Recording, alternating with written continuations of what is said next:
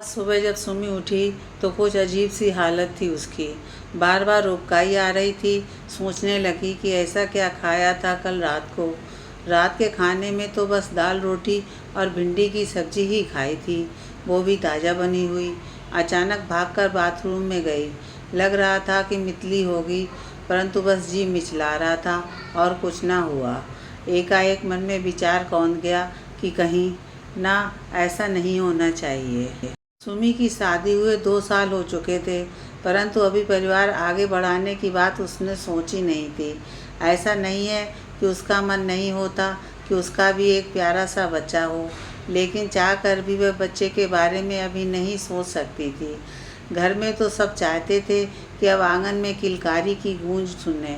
रवि भी अब पिता बनना चाहता था।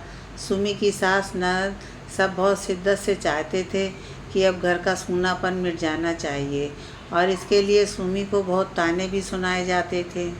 पड़ोस वाले के बेटे की शादी को अभी 1 साल भी नहीं हुआ और उनकी बहू ने पोते का मुंह भी दिखा दिया।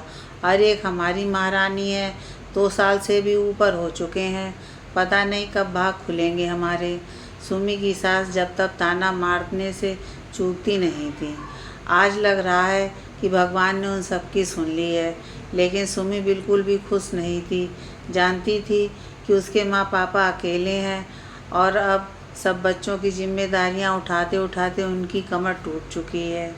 छोटी सी तनख्वाह और 4 बच्चों की जिम्मेदारी, बहुत दुख देखे हैं उन्होंने।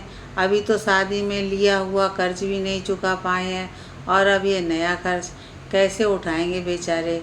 अभी पक्का पता भी नहीं था कि सुमी सचमुच माँ बनने वाली है या नहीं, और सुमी ने ना जाने क्या क्या सोच लिया। सुमी, आज ऑफिस नहीं जाना क्या? अचानक पति की आवाज़ से उसकी तंद्रा टूटी। घड़ी की तरफ देखा तो 7 बजने ही वाले थे। जल्दी से उठी और रोज़ की तरह रसोई के काम में लग गई।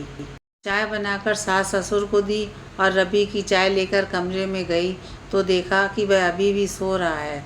अरे उठो रवि, 7:30 बज गए हैं, मुझे जगा के खुश हो गए। अपनी चाय तो रोज़ की तरह ठंडी ही पीनी पड़ी। जल्दी जल्दी खाना बनाया और अपना और रवि का टिफ़िन पैक करके नहाने चली गई। नाश्ते का समय नहीं बचा, बस यूं ही निकल गई घर से। बस में बैठी तो सोचने लगी कि क्या करे क्या ना करे। ऑफिस में सारे दिन यही सोचती रही। जैसे तैसे दिन बीत गया। शाम को घर जाते समय केमिस्ट शॉप से प्रेगनेंसी टेस्ट करने के लिए स्ट्रिप्स खरीदी और अपने बैग में रख ली। अगले दिन सुबह सवेरे चुपचाप उठकर उसने टेस्ट किया तो टेस्ट पॉजिटिव आया। सही मायनों में उसे ये खबर जानकर खुश होना चाहिए था, पर वह तो गहरी चिंता में डूब गई। सोचा कि यह खबर किसी को ना बताएगी और चुपचाप डॉक्टर के पास जाकर एबॉर्शन करवा लेगी। उसी दिन वह लेडी डॉक्टर के यहाँ गई। अपनी बारी का इंतज़ार कर रही थी। उसकी आंखों में आंसू थे। उसे अपने अजन्मे शिशु से न जाने कैसा लगाव सा हो गया। एक ही दिन में अचानक उठकर खड़ी हुई और तेज़ कदमों से चलती हुई क्लिनिक के बाहर निकल गई। उसकी अंतरात्मा ने उसे भीतर ही भीतर झंझोड़ दिया। सोचा, पगली, ये क्या करने जा रही थी तू? अपने ही हाथों अपनी ममता का गला घोटना चाहती थी। एक गहरी सांस लेकर सीधी घर की ओर बढ़ गई। सास ने दरवाज़ा खोला तो पूछा, क्या हुआ, आज जल्दी आ गई? तबीयत ठीक नहीं है मम्मी जी, मैं हाफ डे लेकर आ गई। सास ने पूछा कि क्या हुआ, तो कह दिया कि सर में दर्द है। जाकर अपने कमरे में लेट गई। अपने आप पर खींच आ रही थी उसे। उसने सोचा कि देखा जाएगा, जो होगा सो होगा। आज ही रवि को और घर वालों को खुशखबरी सुना दूंगी। अब सुमी खुश थी। अपने आने वाले नन्हे मेहमान के सपने संजोते न जाने कब आँख लग गई। शाम को जब उठी तो 4 बज चुके थे। उसने सबके लिए चाय बनाई और खुद भी चाय पीते पीते रवि को फ़ोन करने लगी। रवि रास्ते में था, बस 10 मिनट में आने ही वाला था। उसने फ़ोन रखने को कहा क्योंकि वह ड्राइव कर रहा था। 10 मिनट बाद रवि घर पहुंच गया। आज सुमी को जल्दी आया देख खुश था। आज क्या हुआ भाई, बॉस खुश था, जल्दी छुट्टी दे दी? बॉस तो खुश था या नहीं, पर आज मैं एक खुशी की खबर देने वाली हूँ तुम्हें। रवि ने मजाक में कहा, क्या हुआ? प्रमोशन हो गया तुम्हारा। सुमी ने भी उसी अंदाज में जवाब दिया, हाँ हो तो गया है और साथ साथ तुम्हारा भी प्रमोशन हो गया है। अब पति के साथ साथ पापा भी बनने वाले हो तुम। क्या? सच? और रवि खुशी से झूम उठा। जल्दी से जाकर उसने यह खबर घर में सबको बता दी। सासू माँ आई और आकर सुमी की नज़र उतार कर उसका माथा चूम लिया। आज तो भगवान ने मेरी सुन ली। सुमी, आज से अपना पूरा ध्यान रख, काम वाम करने की कोई ज़रूरत नहीं है। अब तू आराम कर, बस खूब खा पी और अपनी और मेरे पोते की सेहत बना। घर में सब इतने खुश थे कि सुमी अपने मायके की सोच से बिल्कुल ही परे हो गई। शिल्पी जब कॉलेज से आई तो खबर सुनकर खुशी से नाचने लगी। वाह भाभी, आज तो आपने दुनिया की सारी खुशी दे दी मुझे। शिल्पी ने भाभी को गले लगाकर बधाई दी और भाई से आईफोन की फरमाइश भी कर डाली। भैया, अब तो आपको मुझे हर हाल में आईफोन दिलाना ही पड़ेगा, सस्ते में नहीं छोड़ने वाली मैं आपको। हाँ, सासू माँ कहाँ चुप बैठने वाली थी, झट से बोली, अरे क्यों नहीं दिलाएगा, छोटी खुशी नहीं है कोई। और भाभी के मायके से भी बढ़िया गिफ्ट मिलेंगे हम सबको। क्यों सुमी, ठीक कहा ना मैंने? भाई पहली खुशी है हमारे घर की, कोई कसर नहीं रहनी चाहिए। कह देना अपने मम्मी पापा से। बस यही वो बातें हैं जो सुमी के दिल पर हथौड़े की तरह वार कर देती हैं। तभी सुमी डर रही थी माँ बनने की बात पर। कैसे कह सकेगी वो अपने मम्मी पापा से ये सब। वे बेचारे जैसे तैसे दोनों छोटे भाइयों को पढ़ा रहे थे। उनके परिवार के खर्चे क्या कुछ कम है?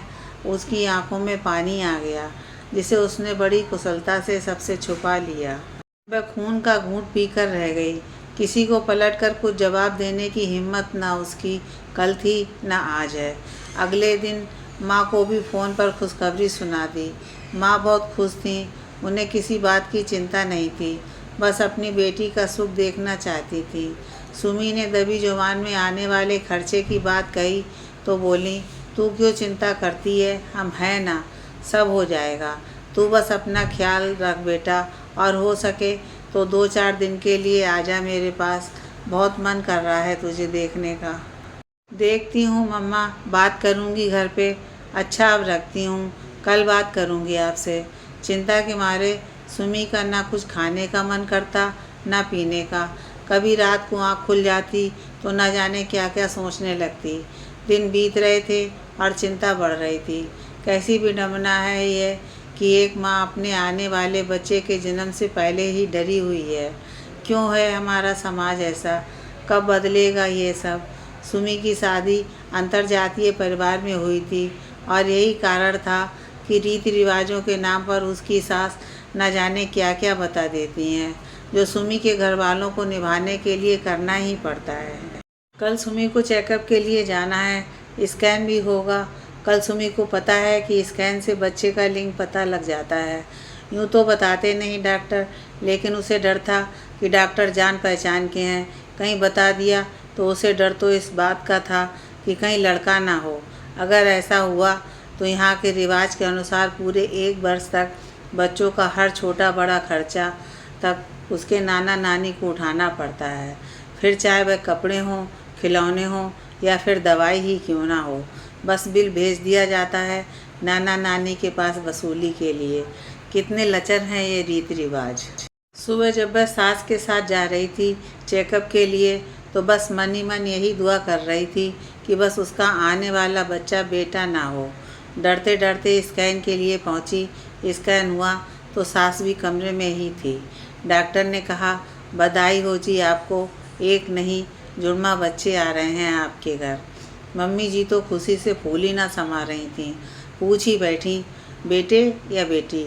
डॉक्टर ने भेद भरी मुस्कान बिखेरते हुए कहा, बस खुशी ही खुशी है, समझिए। वही हुआ जिसका सुमी को डर था, 2 बेटे। सुमी की आंखों के आगे मम्मी पापा के लाचार चेहरे घूमने लगे। 1 वर्ष, पूरा 1 वर्ष, क्या होगा अब? उसकी सास बहुत खुश थी। घर जाते समय रास्ते में बोली, आहा 2 पोते, भगवान ने तो छप्पर फाड़ के दिया है मुझे। सुमी के कानों में जैसे पिघला हुआ शीशा उड़ल रहा हो कोई, उससे कुछ कहते न बना। सुमी अपने लाडनों का जहाँ बेसब्री से इंतज़ार कर रही थी, वहीं उसे रात दिन ये चिंता भी खाए जा रही थी कि कैसे होगा सब। एक तो पहली बार माँ बनने जा रही थी, उस पर 2 बच्चे। उसे यह भी डर था कि सब ठीक से हो जाएगा भी या नहीं, ऊपर से अपने मम्मी पापा की चिंता। बस इसी उधेड़-बुन में वक्त बीत रहा था। रवि सब देख रहा था, महसूस भी कर रहा था। एक दिन पूछ ही लिया उसने, क्या बात है, तुम खुश नहीं हो? कई दिनों से देख रहा हूँ, कुछ खोई खोई सी रहती हो। कुछ नहीं, बस यूं ही। कुछ तो है, मुझे नहीं बताओगी? सुमी भरी बैठी थी। रवि ने जब इतने प्यार से पूछा, उसकी रुलाई फूट पड़ी। रवि ने फिर पूछा, बताओ क्या बात है? तब सुमी ने कहा, मेरे मम्मी पापा यहाँ के रीति रिवाज कैसे निभा पाएंगे, यही फिक्र मुझे रात दिन खाए जा रही है।